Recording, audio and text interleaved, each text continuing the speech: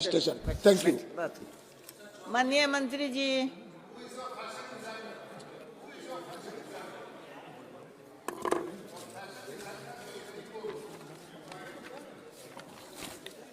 अध्यक्ष जी, सबसे पहले तो मुझे आभार प्रकट करना है। ऐसी अपेक्षा ना थी कि इस विषय पर इतनी विस्तृत चर्चा होगी और इतने सारे माननीय हमारे सदस्य इसमें बोलने की इच्छा प्रकट करेंगे। इससे ये सिद्ध होता है कि ये विषय सबके हृदय के नज़दीक है और कुल मिलाकर के सिद्धांतिक तौर पर किसी ने इसका विरोध भी नहीं किया। I will like to officially acknowledge Shri Suresh from Congress, doctor Satpal Singh BJP, doctor DM Karthik Anand from DMK, Chinta Anuradha ji YSR, Rahul Ramesh शिवाले ji Shiv Sena, Achhutanand Samant ji BJD, Malook Nagar साहब from BSP, Maharaj Sumedhanand Saraswati ji Bharatiya Janata Party, Imtiaz साहब, doctor DNV Shanti Kumar, doctor TT Chidambaram, Mrs Sangeeta Azad, Shri Sanjay Seth और अभी अधीर रंजन जी। बोले। रूडी जी हमारे गुरु भी हैं और सदा हमें गाइड भी करते रहे, इसलिए इनका नाम मेरी जुबान से लेना छोटे मुंह बड़ी बात हो जानी थी। दादा का नाम ले लीजिए, दादा का नाम ले लीजिए। जैसे MK रामचंद्र हैव स्पोकन नहीं है, वे फिर से आ रहा है। No, this is also a healthy sign, Dada, that everybody wants his name to be included and associated with this legislation. So it gives me tremendous amount of encouragement. Thank you, sir. Thank you. Now the point, sir, is, as I said in the morning, I hope we'll carry forward this legislation in the same spirit. This is above politics, and I think this is a concern which deals with the daughters and sons of this country, and which all of us share. अब कुछ एक शंकाएं हैं, क्योंकि अभी हमने इस bill को शायद उतना विस्तृत तौर पर पढ़ने का अवसर भी नहीं रहा और चर्चा भी नहीं रही। सबसे पहले तो जो बात माननीय सुरेश जी ने उठाई थी, उसके बाद फिर भी कुछ एक हमारे मित्रों ने उठाई। सबसे पहले तो मैं ये स्पष्ट कर दूं कि the student or the candidate does not fall in the purview of this legislation. कहीं ऐसा संदेश ना जाए कि किसी उम्मीदवार को, चाहे वो जॉब एस्पिरेंट है, चाहे वो किसी उच्च संस्थान में दाखिला लेने के लिए कैंडिडेट है या उम्मीदवार है, उसको किसी तरह से हैरेसमेंट में डाला जाएगा, तंग किया जाएगा।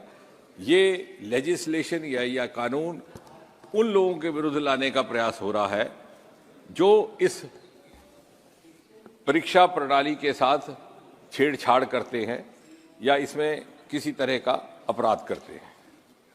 दूसरा, ये कहा गया कि federal, I think under prime minister Modi we have always tried to follow the spirit of cooperative federalism.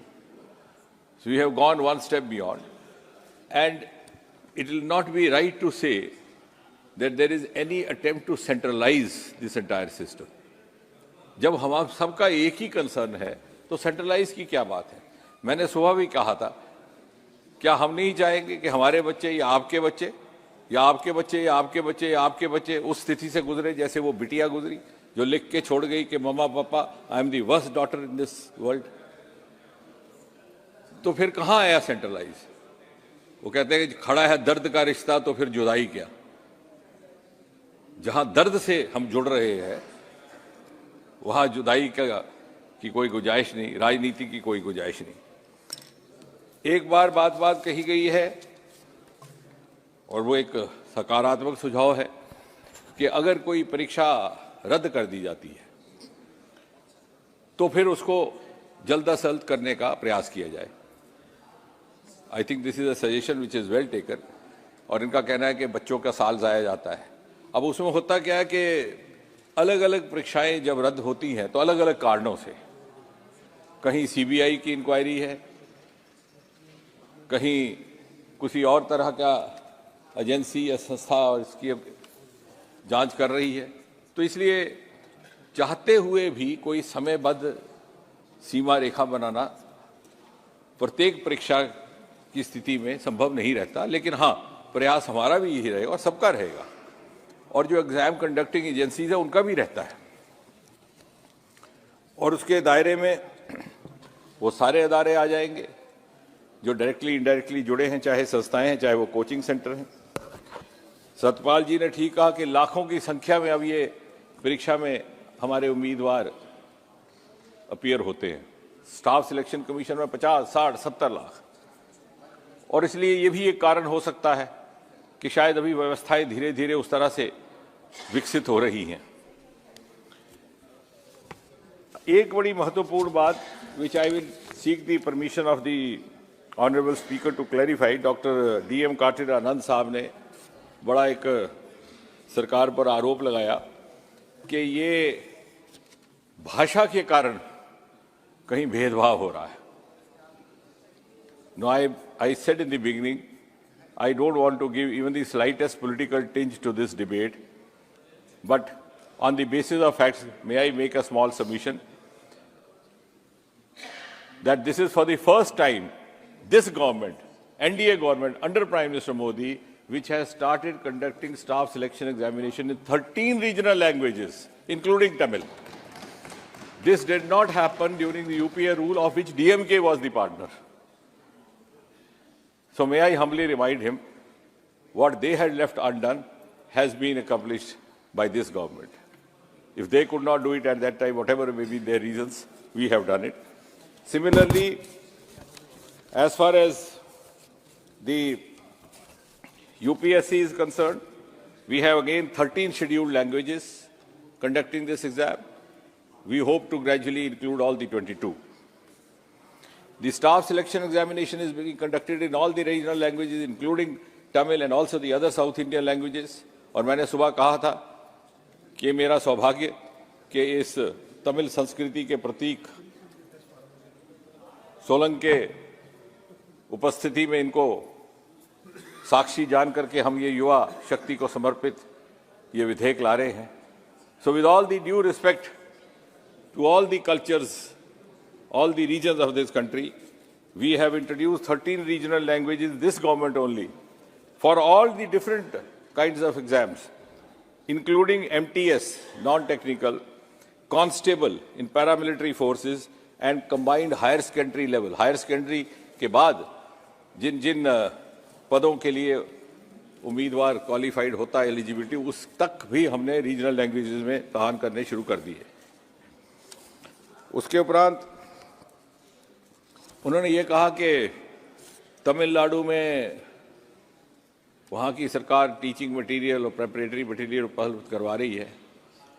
ऐसा नहीं है, ये व्यवस्थाएं केंद्र सरकार में भी है और हम हमेशा प्रोत्साहित करते हैं कि राज्य सरकारें भी उसका लाभ लें. Indian Institute of Public Administration उदाहरण के तौर पर, one of the oldest government institutions, set up early 1950s, doctor Rajendra Prasad ji ने उसकी शिलान्यास किया था, प्रथम राष्ट्रपति. वो उसका यही दायित्व है, यही मैंडेट है और समय समय पर प्रदेशों के अधिकारियों और वहाँ के दूसरे एस्पिरेंट्स के लिए इस तरह के कार्यक्रम भी किए जाते हैं. अब इसके अतिरिक्त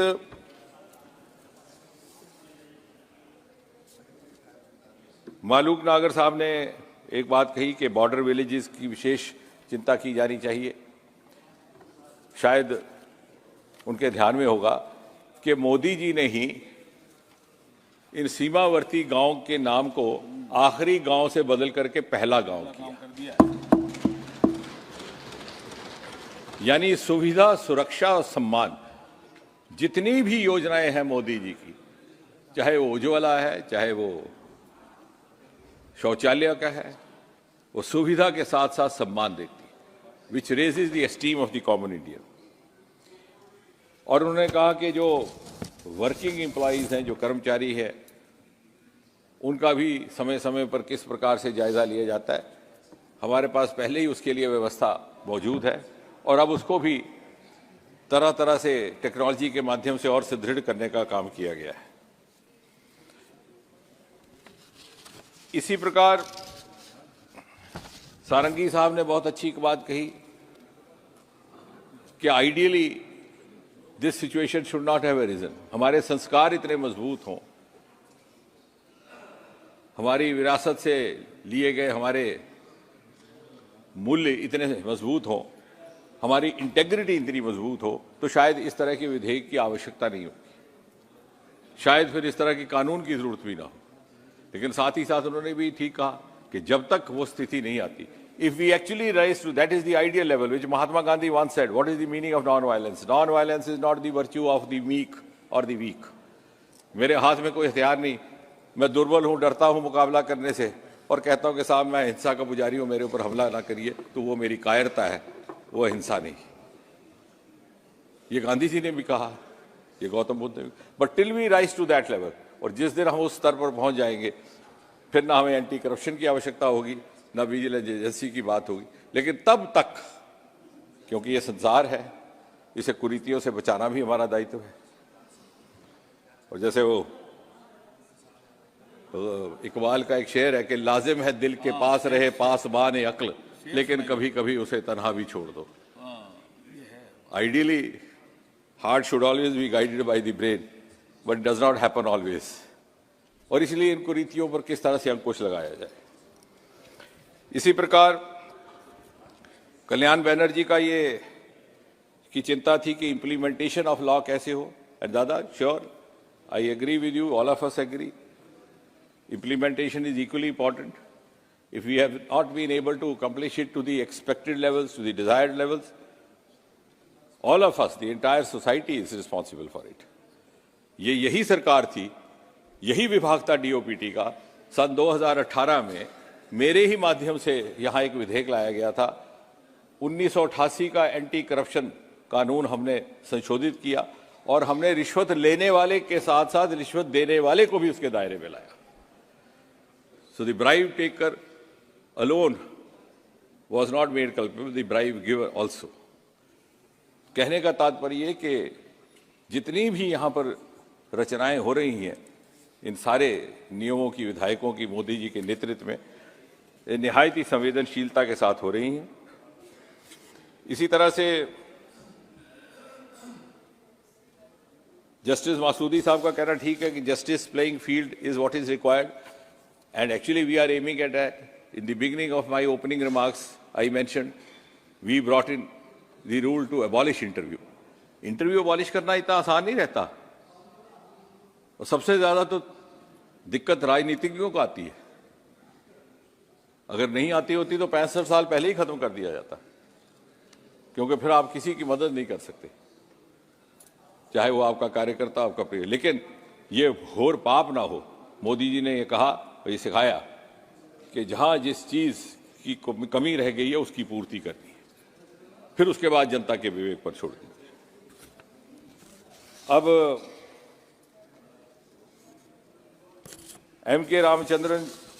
एम के प्रेमचंद जी ने ये कहा कि there is a misinterpretation in the proviso which is not required, that those who are not found guilty among the officials would be spared. I agree with you. आपका कहना था कि वो तो स्वाभाविक है। If he is not guilty, why do you mention it in the bill? I agree with you. Academically you are right. But ये mention इसीलिए किया गया कि कहीं दूर दूर से गलती से भी ये धारणा ना जाए कि ये विधेयक किसी को अनावश्यक परेशान करने के लिए लाया गया है। विद्यार्थी उम्मीदवार को तो कदापि नहीं, कतई नहीं, लेकिन किसी अधिकारी को भी नहीं, यदि वो गुड फेथ में काम कर रहा है। सुप्रिया जी ने एक अच्छी बात कही कि पारदर्शिता भी होनी चाहिए।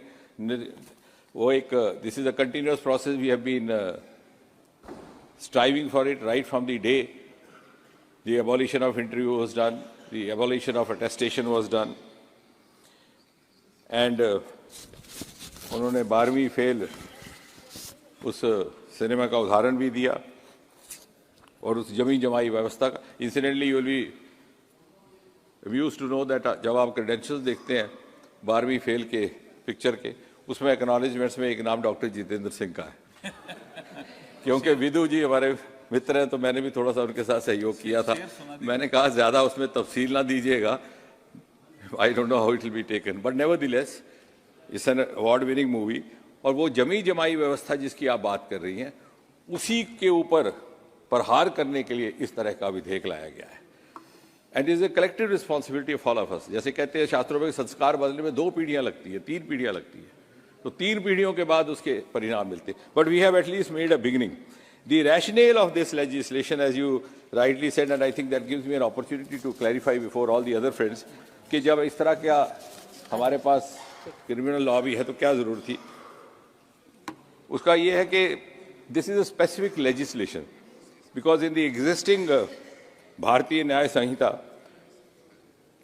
offenses like this are not specifically mentioned, and therefore we have identified and tried to define the unfair means in the conduct of examinations to the best of our ability.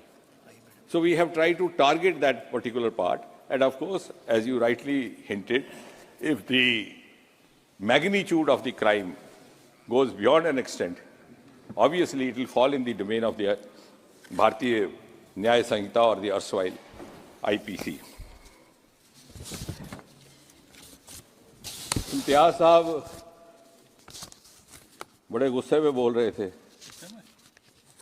तो वो कह रहे थे, वो गिनवा रहे थे वो सूबे जहां जहां के नाम नहीं लिए गए, तो कहने लगे वहां पर भी इस तरह का होता है. ऐसा नहीं होता, महाराष्ट्र में भी होता है. तो मुझे थोड़ी देर के लिए मैं चौंक गया कि उनको गुस्सा क्यों आया. वो फिल्म आनंद में आनंद कहता है डॉक्टर भास्कर को कि बाबू मोशाय मैं समझ गया तुम्हें गुस्सा क्यों आया, तुम्हें मुझ पर नहीं अपने आप पर आया. मैंने तो शुरू में ही कहा कि सभी प्रदेशों में हो रहा है. और अधीर रंजन जी ने पढ़ा, सुबह डॉक्टर सत्यपाल ने भी पढ़ा वो समाचार पत्र कि 15 प्रदेशों में इस तरह के, 15 सूबों में इस तरह की घटाई हुई. और अगर आपको याद होगा तो शुरू में आरंभ में इन माई इंट्रोडक्टरी रिमार्क्स जिन प्रदेशों के मैंने नाम गिनवाए, आखिर में एक नाम जम्मू कश्मीर का भी था. Just to make it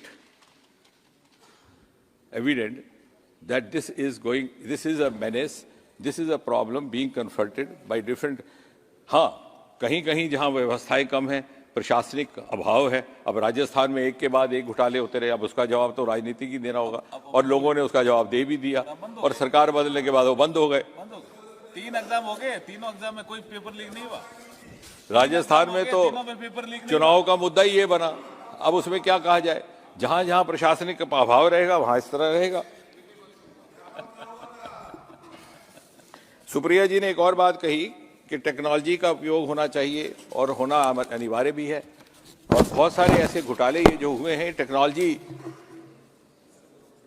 driven हुए. आजकल एआई का भी इस्तेमाल हो रहा है, and that is why which is not a part of the legislation, that is why I didn't speak about it. लेकिन जब हमारे रूल्स बनते हैं तो हमारे मन में ये भी कल्पना है कि हम एक ऐसी टोली, ऐसी कमेटी गठित करेंगे विशेषज्ञों की, जो समय समय पर इसका सर्वेलेंस भी करे, जो समय समय पर इसको अपडेट भी करे, हमें भी समझाए, जो समय समय पर यूनिफॉर्मिटी भी लाए. क्योंकि जब संख्या बढ़ गई उम्मीदवारों की, वेंडर्स की संख्या की कमी है, उसको भी आने वाले समय बढ़ाना पड़ेगा. जब वो सब लेटिंग करते हैं तो उससे भी कुछ लूप होल्स रह जाते हैं. उसके लिए हम विशेषज्ञों को भी इसमें इन्वॉल्व करेंगे. डायरेक्टर्स और ऑफिशियल फंक्शनरीज का जहां तक प्रश्न है, उसके लिए भी ये रखा गया है कि जहां ये साबित होगा क्योंकि किसी अधिकारी ने मिली भगत करके किसी माफिया की मदद की हो, तो आप मेरे से सहमत होंगे उसको तो बख्शा नहीं जा सकता. और ये कहा गया अधीर रंजन जी ने कि आपने सजा दे दी लेकिन समाधान नहीं दिया। Preventive. Adhir ji, though I am not a law-knowing person, to my primitive or limited knowledge, punishment itself is a deterrent for prevention. This is the first step towards prevention. And then, as we move on from this experience, we will collectively apply our minds and go in for further also. But if we don't take even this first step, we will not be preventing anything at all. Baki, no, both. No. That is what I am saying. Punishment of a culprit is also a means of deterring the crime to happen again, which also is a preventive measure. A. B. If you take prevention in the larger scale, preventing the technological lapses happening, or prevention at the level of the means used, I said we will, in the times to come, envisage including experts to offer their inputs for that. But at least let us take this first step. और इसमें जो हमने legislation पर जो propose की है, उसमें आपने तो पढ़ ही लिया कि 3 साल से 5 साल अप टू 10 लाख, बट उसमें सर्विस प्रोवाइडर का अलग से जिक्र आया है और सर्विस प्रोवाइडर के डायरेक्टर, क्योंकि बहुत से सदस्यों ने ये चिंता व्यक्त की कि इस तरह से बहुत सी संस्थाएं खुल गई हैं, ये भी एक पेशा बन गया, इम्तिहान करवाना और फिर इम्तिहान में पास करवाने की भी फीस पहले से ले लेनी. So how do we handle that? So we have tried to classify the institution which is found involved in conducting such exams, and in case of public servants, of course, if it is happening by default or in good faith, the person will not be culpable, but in case it is, then of course. And beyond that, we would also go into the domain of भारतीय न्याय संहिता. अब इससे अधिक और कुछ कहने की आवश्यकता नहीं, लेकिन मैं बात समाप्त करने से पहले ये कहूँगा कि ये बड़ी संवेदनशील सरकार है और जो भी ये नियम बनाया गया है बड़ी संवेदनशीलता के साथ बनाया गया है, और एक ऐसे समय में जब हम पूरी तरह से युवाओं को अपना सामर्थ्य, अपनी सेवाएं पूरी ऊर्जा, पूरी क्षमता से समर्पित करने के लिए आग्रह भी कर रहे हैं. And we have a huge stake in the youth of this country, who comprise more than 70% of population below the age of 40.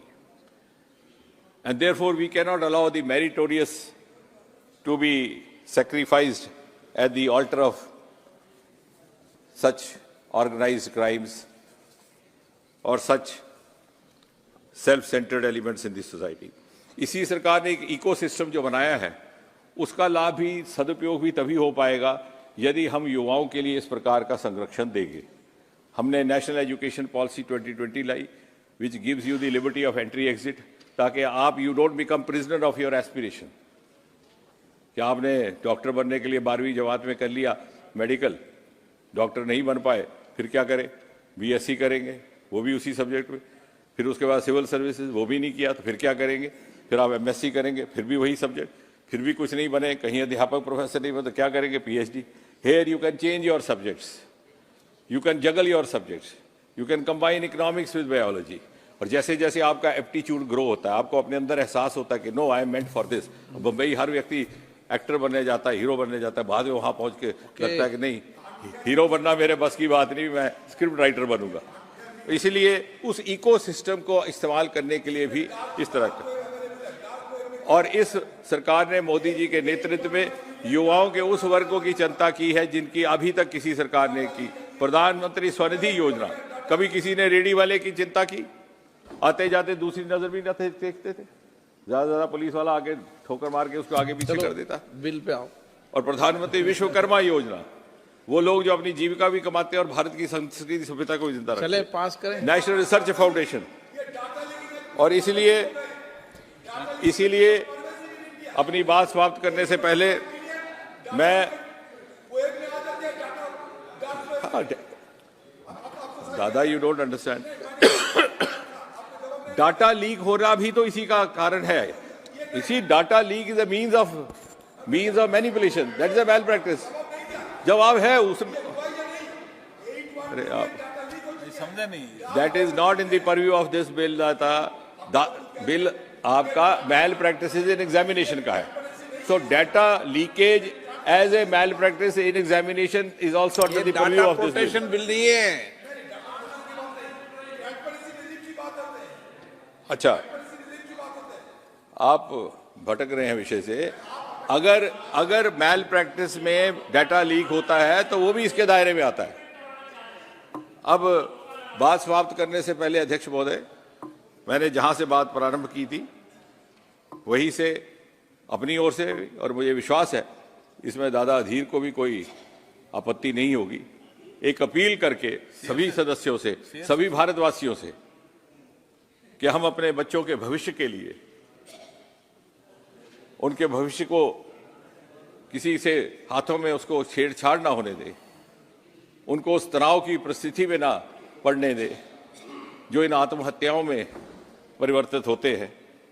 और मैं अपील करता हूं माता पिता से भी, बच्चों से भी, कि वो इस बदलते हुए नए युग में मोदी जी के विकसित भारत के निर्माण में अपनी भूमिका, अपना योगदान निभाने के लिए अपने आप को समर्थ बनाएं। बहुत बहुत धन्यवाद अध्यक्ष जी।